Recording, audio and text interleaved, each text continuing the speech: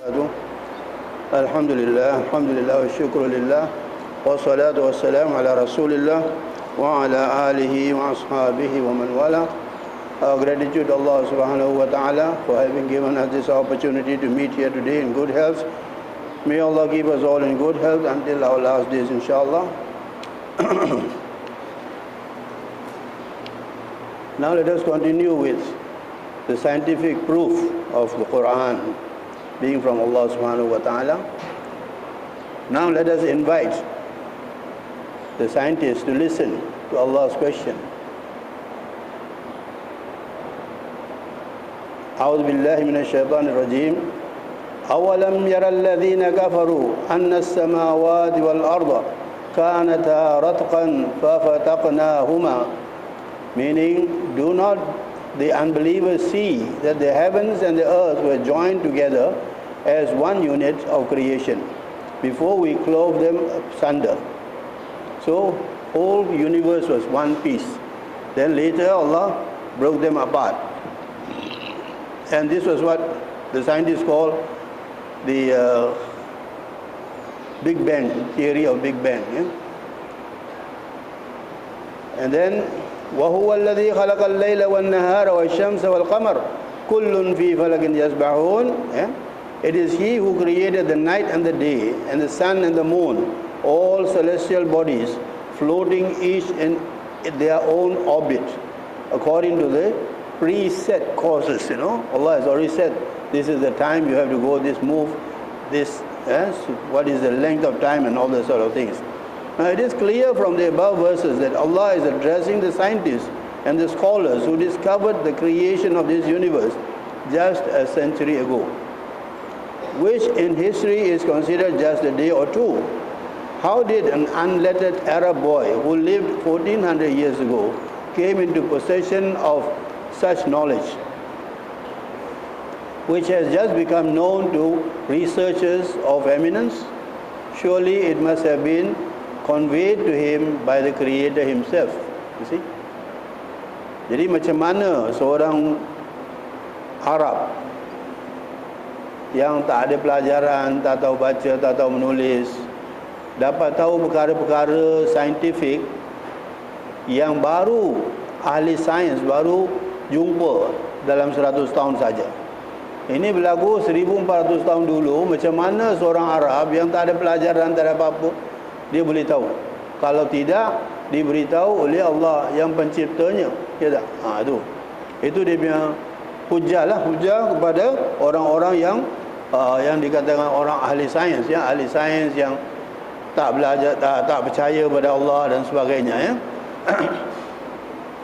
From the scientists, now Allah turns to biologists who study living things, biologists. وَجَعَلْنَا مِنَ الْمَاءِ كُلَّ شَيْءٍ حَيٍّ أَفَلَا يُؤْمِنُونَ.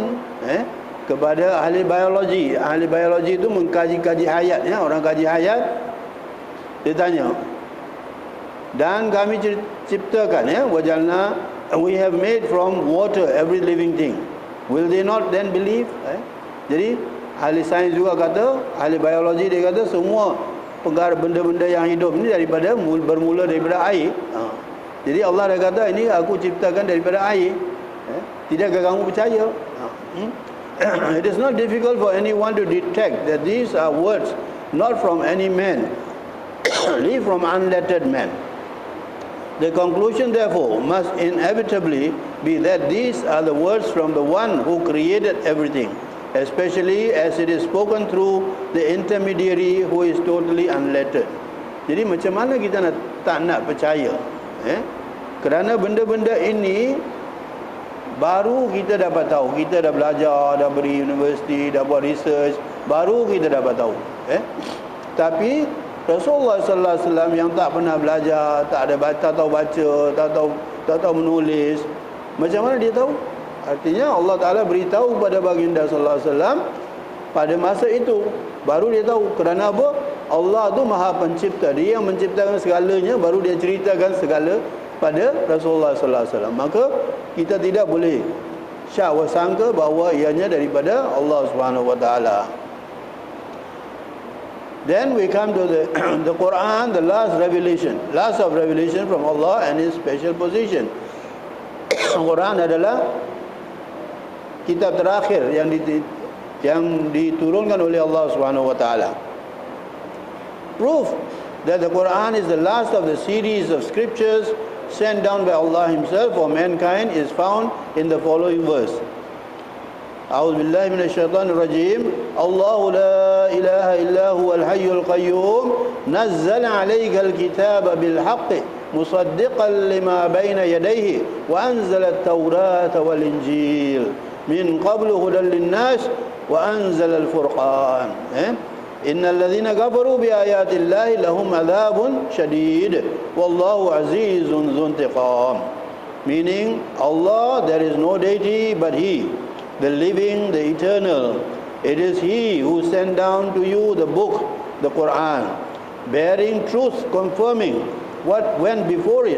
And He sent down the Torah, the law of Moses, and the Injil, the gospel of Jesus, before this, as a guidance to mankind. And He sent down the criterion of differentiation between right and wrong. Jadi di sini Allah terangkan, Allah tiada Tuhan melainkan Dia, yang sebenarnya. Dia yang hidup lagi kekal. Nazzala 'alaikal kitab. Kami turunkan kepada engkau ya Muhammad sallallahu alaihi wasallam kitab dengan membenarkan lima baina yadayhi, apa yang ada di tangan mereka dulu tu. Tangan mereka tu ada Taurat, Injil sudah ada. Itu semua benar. Allah kata benar ini daripada kami. Wal Injil min qablu hudal linnas. Itu semua menjadi bimbingan atau panduan bagi orang yang sebelum kamu. Selepas Rasulullah ini semua tak laku lagi lah. Sebelum Rasulullah itu laku. Dan sebagai hudal linnas, sebagai panduan bagi manusia sebelum kamu. Innal ladzina kafaru bi ayatillah. Kemudian wanzal al-furqan. Kemudian kami turunkan al-furqan. Furqan artinya memisahkan antara benar dan salah, antara betul dan salah, itu memisahkan. Jadi furqan memang nama salah satu daripada nama Al-Quran adalah Al-Furqan. Furqan. Nama-nama ada 36 nama-nama Quran, di antaranya adalah Furqan. Furqan artinya membezakan antara benar dan salah, antara betul dan salah, antara baik dan buruk. Itu membezakan. Jadi Quran itu tugasnya Quran untuk menunjukkan perbezaan, yang mana tidak ada dalam kitab-kitab sebelumnya. Kitab-kitab sebelumnya tak ada itu.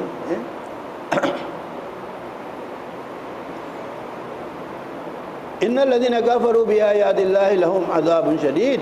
Sesungguhnya mereka yang menolak kitab ini, artinya apa yang ada kandungan dalam kitab ini adalah mereka akan mendapat azab yang sangat pedih. Wallahu azizun dzuntiqam. Sesungguhnya Allah adalah sangat keras dalam menjalankan hukuman. The Quran has its own uniqueness, which makes it different from other scriptures before it. There are no other scriptures revealed from Allah after the Quran.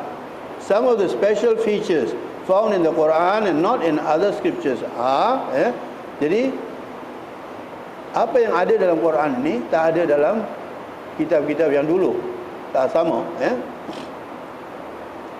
Dan selepas Quran tidak ada kitab lagi yang diturunkan oleh Allah Ta'ala. Tak ada lagi Quran, tak ada lagi kitab. Ini yang terakhir.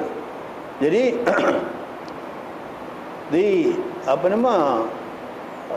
perkara-perkara yang teristimewa yang kita jumpa dalam Al-Quran, di antaranya summary of the teaching about God found in the earlier scriptures such as Taurat, Zabur, Injil, and other books revealed to earlier prophets such as Idris, Ibrahim, etc., and Allah's teachings in the form of commands.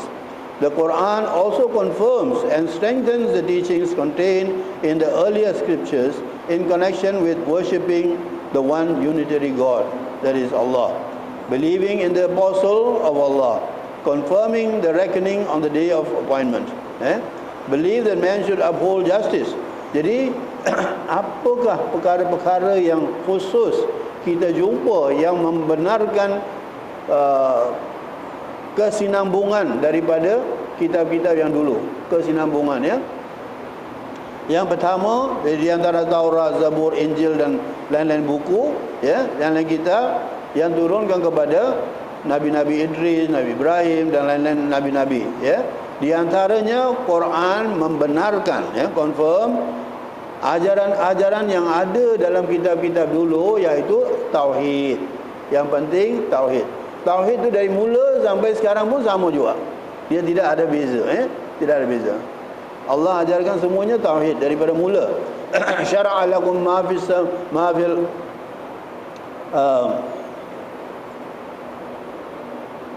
syara'a lakum ma. Jadi kami, yakni kata Allah Taala, kami mensyariatkan untuk kamu, daripada dulu sampai sekarang sama, yakni sembahlah satu Tuhan. Itu saja. Tauhid, tauhid. In fact, the Almighty Allah sent down the Quran to Prophet Muhammad sallallahu alaihi wasallam with sufficient proof that all its contents are true, and it also confirms the truth about all other scriptures sent down to the Prophet Muhammad sallallahu alaihi wasallam before Muhammad sallallahu alaihi wasallam. That is, the scriptures known as revelations from the Quran, from Allah Subhanahu wa taala. Jadi dalam sini Allah Subhanahu wa taala membenarkan apa yang ada diturunkan sebelum Rasulullah sallallahu alaihi wasallam. Itu semua benar, ada. Tapi kandungannya tak sama. Kandungannya cuma satu perkara sama, iaitu tauhid. Tauhid, keesaan Allah Subhanahu wa taala, itu semua dalam kitab-kitab sebelum itu semua sama aja.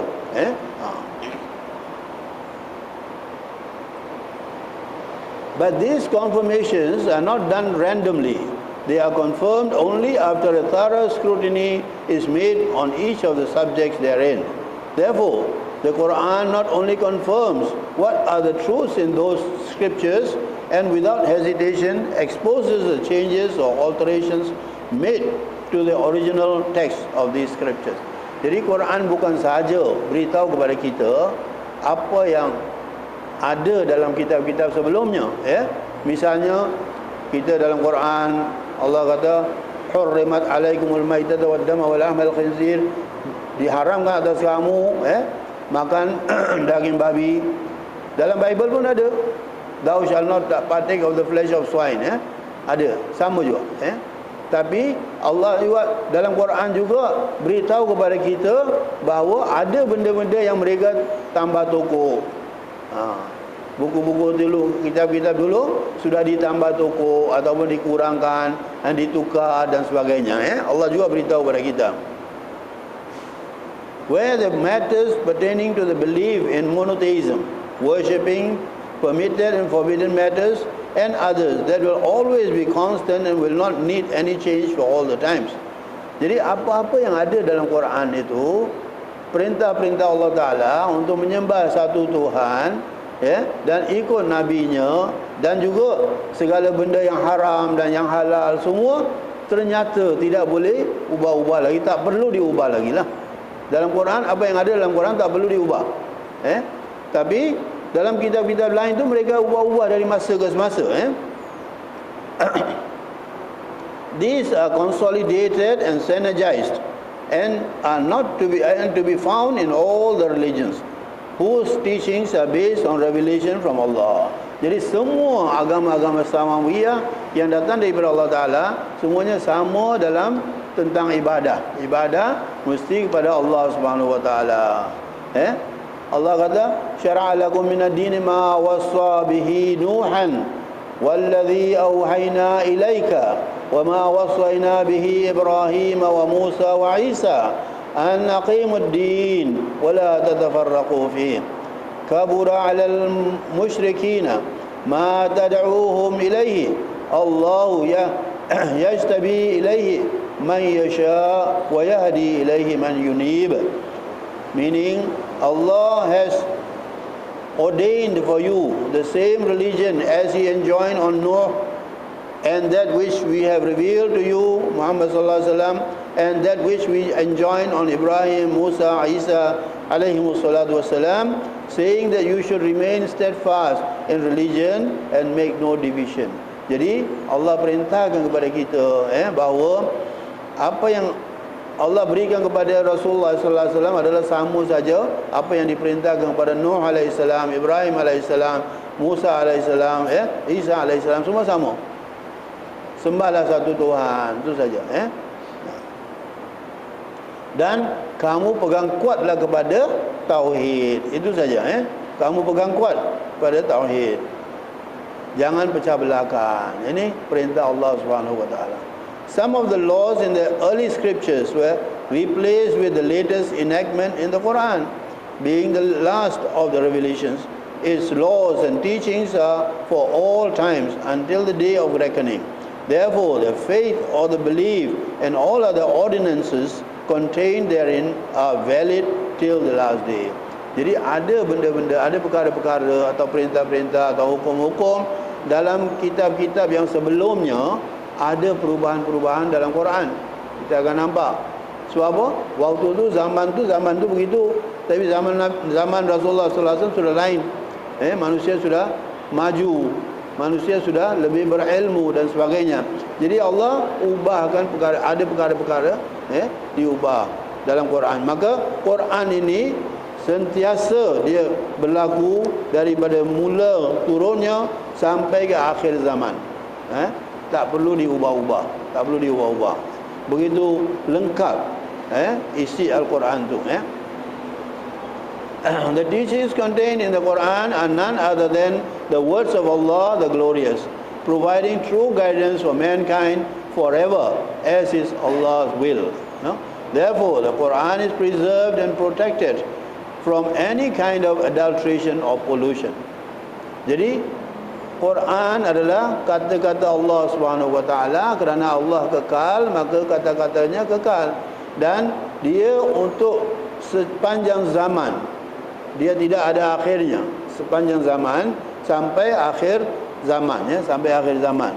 Jadi maka Quran itu dipelihara oleh Allah Subhanahu wa taala supaya dia tidak dicemari dengan cara apa sekalipun. Allah pelihara. Kata Allah Taala, wa innahu lakitabun aziz. Itu adalah kitab yang mulia. La ya'tihi al-batilu min baini yadayhi wala min khalfihi, tanzilun min hakimin hamid. And indeed, it is the book of exalted power. No falsehood can approach it from before or after it. It is sent down by Allah, the wise and the worthy of praise. Jadi Allah kata ini adalah kitab yang mulia. Quran adalah kitab yang mulia. Tak boleh yang satu perkara-perkara yang tak betul, perkara-perkara yang batil tidak boleh mendekati Quran. Tidak boleh mendekati Quran. Cannot approach Quran. Itu begitu suci Quran itu, sampai benda-benda yang batil, benda-benda tak betul tak boleh mendekati Quran. It is sent down by all wise and worthy of praise, and ianya diturunkan oleh yang maha maha bijaksana, hakim, hakim hamid. Jadi maha bijaksana yang patut dipuji. Itu Allah Taala, Hakimul Hamid. Jadi sebab itu isi Quran itu tidak ada cacat celanya, dan juga tidak ada ruang untuk memasuki benda-benda yang tak betul. Kalau kita nak kaji perkara itu, misalnya tahun 60-an ada satu budak dekat Mesir, dia balik rumah, dia hafal Quran lah, dia baca Quran. Bapaknya dia dengar, kau baca ni betul, apa ni?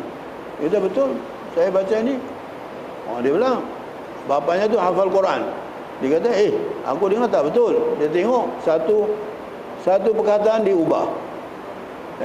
Dalam situ ada satu ayat, wa man yabtaghi ghairal islam dinan falan yuqbala alayh. Jadi fala yuqbal minhu. Jadi artinya barang siapa mencari selain daripada Islam, dia tidak akan diterima pada akhirat. Perkataan satu ghair, ghain, ya, ra, 3 huruf. Dia tukar, dia buang gitu. Dia kata, jadi bacaannya wa man yabtaghi islam al-dina wa man yuqbala minhu. Jadi artinya barang siapa mencari Islam sebagai agama, dia tak akan diterima oleh Allah Ta'ala. Diubahkan, cuma keluarkan satu perkataan saja. Jadi budak ni baca dah tahulah dia baca. Jadi orang tua tu dia hafal, dia bawa Quran ni pergi jumpa dengan mufti dekat Mesir. Mufti kata, ini salah, siapa cetakan ni? Panggil dia. Semua tangkap. Dapat 2000 naskah Quran itu, semua bakar, dia tangkap, dia tutupkan percetakan. Percetakan datang daripada orang Yahudi. Dia orang pandai Arab kan, bahasa Arab dia buat, dia ubah. Jadi begitu Allah Ta'ala pelihara Quran itu supaya jangan ada cacat cela, dari mana-mana pun tak boleh masuk. Bila masuk satu perkataan dia mesti tahu. Mesti ada cara untuk mengelakkannya. Macam itu. The reason for protecting the Quran from any kind of alterations, additions or reductions is so as to perpetuate Allah's commands, teachings and arguments for the benefit of mankind and to prevent confusion. Jadi kenapa Allah Ta'ala pelihara Quran itu dengan begitu rupa? Kerana ini adalah kata-kata Allah Ta'ala.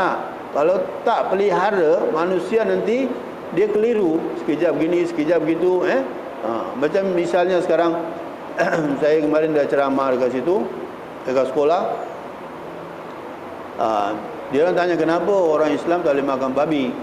Saya bilang kita patuh pada Tuhan lah. Tuhan kata tak boleh, kita tak makan lah.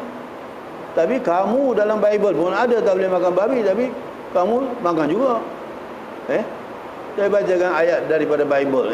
Leviticus chapter 12 tells you, thou shall not partake of the flesh of swine. Tapi mereka kamu makan juga. Itu bukan urusan kami lah. Kamu makan pasal. Tapi dalam buku kamu pun ada perintah itu. Kerana buku itu pun asalnya daripada Allah, ya tak? Sebab itu dalam Quran pun ada kita patuh pada Allah, kita tak makan. Kamu tak patuh, pasal lah, ya tak? Macam itu. Jadi benda-benda seperti ini kita kena tahu. Kalau kita tahu, barulah kita faham kenapa perbezaannya itu. Bukan kerana tak ada, Allah Ta'ala tak ada perintahkan sama benda itu, tapi mereka tak ikut, ya tak? Mereka tak ikut. Itu dia pasal lah. Itu bukan urusan kita, ya tak? Urusan kita jaga. It is fardu kifayah for Muslims to maintain the purity of the Quran at all times, guarding against any kind of infiltration from any group or individual. Jadi kita kena jaga, itu tugas kita, wajib kita kena jaga, fardu kifayah. Kita kena jaga kesucian Quran itu. Kita kena jaga kesucian Quran, tidak dicemari oleh pandangan-pandangan orang. Sekarang ada banyak yang sebahagian orang dia kata apa, Quran tu berdasarkan kepada mathematics, berdasarkan kepada 19 kod 19 dan sebagainya. Ini semua tak betul. Tak betul. Jadi kita kena faham Quran tu kenapa, macam mana. Ada memang angka-angka tu ada dalam Quran, tapi bukan itu asasnya. Asas Quran daripada Allah, tak? Daripada Allah. Dan untuk apa? Untuk memandu kita ke jalan yang benar, jalan yang betul, supaya hidup kita selamat. Itu, ya tak? Itu tujuan Quran. Walladzi arsala rasulahu bil huda wa dinil haq. Dialah yakni Allah utuskan utusannya yakni Rasul sallallahu alaihi wasallam dengan membawa petunjuk, hidayat, hidayat, petunjuk, dan cara hidup yang sebenarnya. Jadi ini panduan untuk kita hidup. Jadi macam mana kita nak benarkan orang mencemari Quran itu, ya tak? Mencemari dengan pandangan-pandangan sendiri, walhal mereka tak ada punya ilmu yang benar, tak ada punya ilmu yang benar. Habis kemudian dia buat itu, buat ini, kalau kira-kira begini, kira-kira begini, kata ayat ni begini, huruf sekian, huruf sekian. Jadi huruf sekian tu ada nombor 19, nombor 20, macam-macam.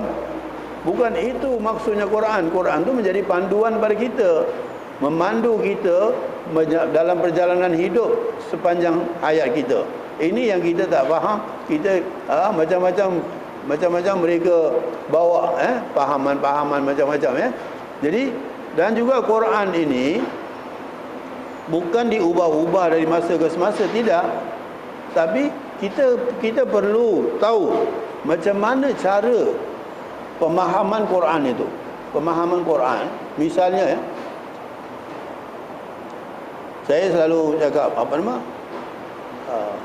contextualize, ataupun kita pentafsiran Quran itu, pemahaman Quran itu ikut masa. Ikut masa macam mana? Hari ini katakanlah kita ambil satu ayat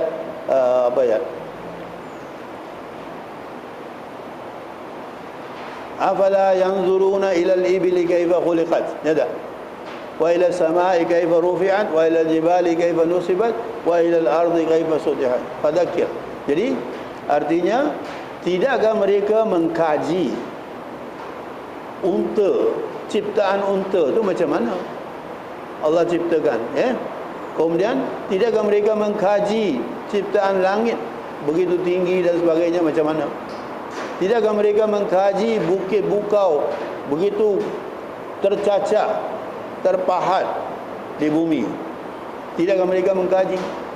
Dan jadi ini semua pada masa itu, masa 1400 tahun dulu, orang-orang Arab bila dengar ni, betul lah Allah ciptakan unta tu bagus. Sebab dia tak perlu air, tak perlu makan, berhari-hari boleh jalan, tak ada masalah. Kita boleh bawa dia jalan mana-mana. Kita kenderaan itu kenderaan dia lah. Jadi dia alhamdulillah dia bagus. Tapi hari ini sesuai tak pentafsiran itu? Hari ini kita tak pakai unta lagi. Nak pergi Makkah pun kita pergi naik kapal terbang, ya tak? Tak ada unta lagi. Jadi apa pentafsiran hari ini? Ayat tu tetap ada, ya tak? Ayat tu tetap ada, tak boleh hilang, Jadi apa pentafsiran hari ini? Pentafsiran hari ini zaman sains. Zaman sains, apa kita buat? Kita tahu Allah suruh kita di sana ada perkataan kaifa khuliqat. Ilal ibli kaifa khuliqat. Bagaimana cara diciptakan unta itu? Jadi kita sekarang kena cari ciptaan, the creation, ciptaan macam mana? How the camel was created. Ciptaan macam mana sekarang? Unta ini adalah sama macam kuda. Fungsinya sama, lebih kurang macam kuda, ya tak? Boleh tunggang, boleh angkat barang dan sebagainya, ya tak? Jadi, tapi ciptaannya tak sama. Kuda ni sekejap dia nak minum air. Tapi unta berhari-hari tak payah minum air. Jadi kita kena belajar biologi, bedah dia, tengok dalamnya macam mana, apa bezanya antara kuda dengan unta. Jadi kita tahu ciptaan Allah Ta'ala berapa bezanya, macam mana Allah ciptakan. Tengok. Sebab unta tu untuk padang pasir. Pokok-pokoknya kurang, daun-daunnya kurang, airnya kurang. Jadi dia ciptakan untuk padang pasir. Jadi kuda ni lain, tak sama. Jadi macam mana Allah ciptakan. Jadi kita kena faham, bila kita lihat, kita kaji, maka kita akan kenal kekuasaan Allah Subhanahu Wa Taala. Ya tak? Itu. Kita hari ini kita kena mentafsirkan ayat itu seperti ini, ya tak? Kemudian dia kata wa ila samai kaifa sutihat, wa ila samai kaifa rufi'at. Tidakkah mereka mengkaji langit itu begitu tinggi, tak ada tiang, tak ada tali temali apa semua. Macam mana? Jadi orang Arab waktu tu dia kata bagus, alhamdulillah Allah ciptakan ini. Langit tu ada bintang-bintang yang tunjukkan kita arah barat ke timur ke, memang betul. Tapi hari ini sesuai tak pentafsiran itu? Kerana hari ini kita ada GPS. Tekan aja semua dia tunjukkan mana pergi semua. Jadi hari ini macam mana kita nak tafsirkan ayat itu? Misalnya hari ini kita tafsirkan ayat itu, Allah suruh kita mengkaji angkasa lepas, belajar space science, sains angkasa lepas. Itu cara kita nak memperkinikan tafsiran-tafsiran Al-Quran itu. Kita kena faham. Sebab itu Allah kata Quran ini sesuai untuk sepanjang masa. Jadi kena kita punya minda tu kita nak kerja lah. Buat kerja dalam minda kita ni. Jadi ini begini. Sesuai dengan keadaan hari ini, keadaan pengetahuan hari ini, keadaan perkembangan teknologi hari ini, kita kena faham. Itu kata Quran ini untuk sepanjang masa sampai akhir zaman, ya. Jadi artinya kita tidak boleh kata kita salah gunakan, ataupun kita tak boleh kata ayat ni begini, kita mesti ikut begitu saja. Tak boleh lah. Sebab apa? Hari ini lain cerita, ya. Misalnya hari ini tengok kita ada orang-orang JI, ya. Dia kata dia ambil satu ayat daripada Quran, dia kata qatiluhum kafa. Artinya bunuhlah atau memerangilah mereka habis-habisan. Ini ayat ini tak cukup, tak lengkap lah. Ayat tak lengkap. Dia orang pakai ini, dia kata pergi bunuh. Mana orang kafir bunuh, orang Islam pun dia bunuh. Siapa orang Islam tak ikut dia bunuh. Dia kata kita semua golongan kafir, dia bilang. Siapa tak ikut dia? Tapi macam mana ayat tu turunkan oleh Allah Ta'ala, kita kena faham sikit. Jadi baru kita boleh tahu apa tu Quran. Zaman itu di Mekah, keliling Kaabah ni dilarang berperang. Allah melarang berperang, tak boleh berperang. Hari ini pun kita kalau dah sampai sana pakai ihram, tak boleh bunuh, tak boleh sembelih apa-apa semua, tak boleh, ya tak? Nah, sampai pokok-pokok pun kita tak boleh potong, ya. Itu larangan dia. Jadi waktu itu Nabi masuk ke dalam Masjidil Haram. Orang-orang kafir Quraisy, mereka tak pedulilah apa perintah Allah Ta'ala, dia tak peduli, dia tak percaya kan. Dia nak masuk dalam, nak bunuh Rasulullah. Waktu tu Allah turunkan ayat ini, wahai Nabi, bila mereka datang menyerang kamu, kamu pertahankan diri, kamu bunuh mereka, lawan dia balik, ya, lawan mereka balik. Itu perintah Allah. Kalau tak ada hari itu, Nabi kena bunuh. Sebab apa? Nabi ni taat pada perintah Allah. Jangan berperang, tak berperang lah. Kau datang kau bunuh, mau berpasal lah. Macam itu. Jadi sebab itu Allah turunkan ayat ini untuk menyuruh Rasulullah SAW pertahankan diri. Jadi orang sekarang ni dia gunakan ayat ini untuk bunuh orang lain, tak pasal-pasal. Ini yang jadi masalah. Sebab tak faham dia. Bila saya tanya dia orang kata, ya saya tahu ni. Yalah, tahulah macam mana jadinya. Kenapa? Allah tak suruh kamu pergi bunuh-bunuh orang gitu. Jadi inilah masalah nak fahaman Al-Quran. Penting kita nak faham. Memahami Al-Quran sangat penting. Kerana orang semua tahu Quran tu kata begini. Senang saja tahu. Tapi nak faham apa tujuan Al-Quran itu. Apa tujuan ayat-ayat itu. Kenapa begini-begini. Kita kena faham. Kalau kita faham, insya-Allah kita selamat sepanjang umur kita, tak ada masalah. Dan juga kita nak selamatkan agama kita juga. Sebab Quran tu adalah tunjang agama kita. Kalau tak ada Quran, habislah. Kemarin ada orang tanya saya, dia bilang, macam mana Ustaz kalau orang bakar-bakar Quran, macam mana kita nak buat? Tak payah buat apa-apa, dia nak bakar, dia pasal lah. Dia tak percaya, dia bakar. Itu kertas. Habis orang ada hafal Quran, dalam dada ada Quran. Tulis apa dia baca, bakar lah. Tak payah kita pergi gaduh-gaduh semua, apa-apa. Ya tak? Jadi Allah dah kata Allah pelihara Quran ini. Wa inna nazzalna dzikra wa innahu lahu hafizun. Jadi dia kata kami yang turunkan di Quran ni, kami akan pelihara, kami akan pelihara. Wa inna lahu lahafizun. Jadi jangan peduli, kita jangan pergi gaduh, tak payah gaduh lah. Ya tak? Dia bakar dia pasal. Macam itu. Jadi sebab itu kita nak faham. Jadi kita nak usahalah seberapa boleh. Sebab itu saya cuba usahakan untuk memberi fahaman Al-Quran itu sedaya upayalah. Mungkin saya ini memang kerdil lah, katakan tak ada, bukan pandai sangat ya, tapi apa yang kita tahu kita sampaikan, kita berkongsilah dengan jamaah supaya jamaah itu juga faham serba sedikit daripada apa yang kita harus faham tentang Quran, insya-Allah.